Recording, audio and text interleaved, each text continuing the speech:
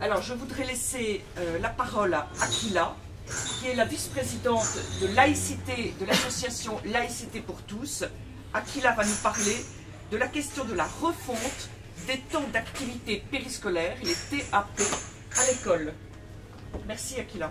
Donc moi effectivement je suis Aquila, donc habitante de la Seine-Saint-Denis. Si je précise que je suis habitante de la Seine-Saint-Denis, c'est pour expliquer qu'au fond cette refonte des activités scolaires qui est au fond une véritable débâcle, puisqu'on ne sait même pas quelles seront les activités qui seront proposées à nos enfants, donc ça c'est le premier point.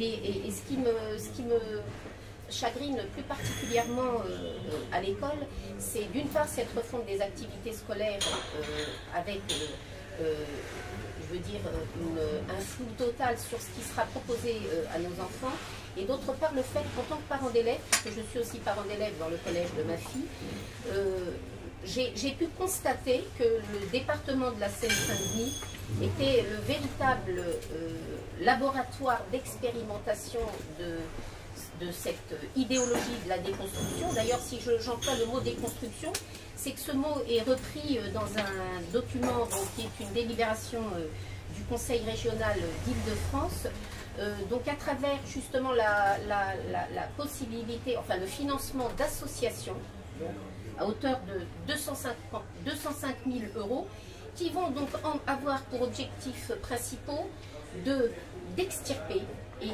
d'extraire effectivement, d'arracher les enfants au déterminisme familial, à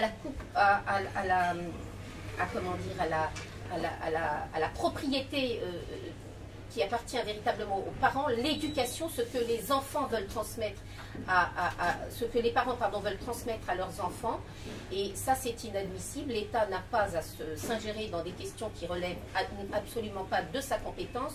Je crois que dans le 93 d'ailleurs l'État, nous l'attendions sur beaucoup d'autres registres, et notamment permettre à nos jeunes justement d'acquérir les outils nécessaires pour aller vers la réussite. Je vois ici agir pour la réussite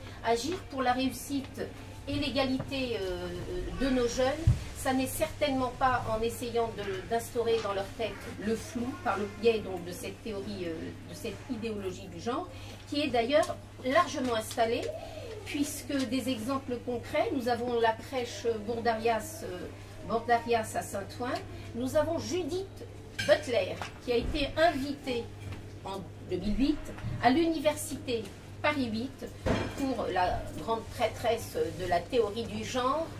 Nous avons, je vous cite tous les exemples qui montrent que le 93 est vraiment le véritable laboratoire de cette expérimentation d'une idéologie qui ne fera que générer de la souffrance.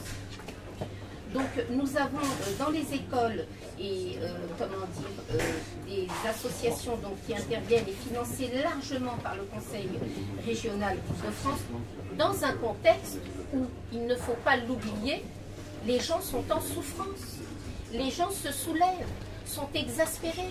On l'a vu avec les agriculteurs bretons, et ça n'est pas fini, où les gens perdent leur emploi, et où on sait que ce département du 93 est un département dans une grande précarité.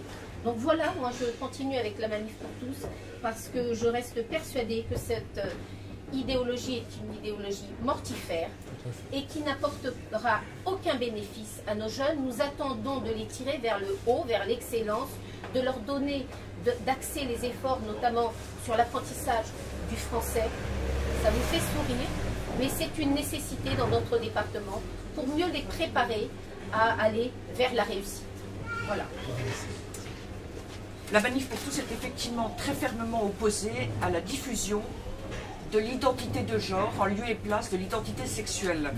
L'identité de genre est un concept flou, ne serait-ce qu'à ce titre-là, elle pose problème, et les enfants ont au contraire besoin de repères et non pas de remise en cause de leur identité. C'est pourquoi nous trouvons ce sujet particulièrement inadapté au cadre scolaire.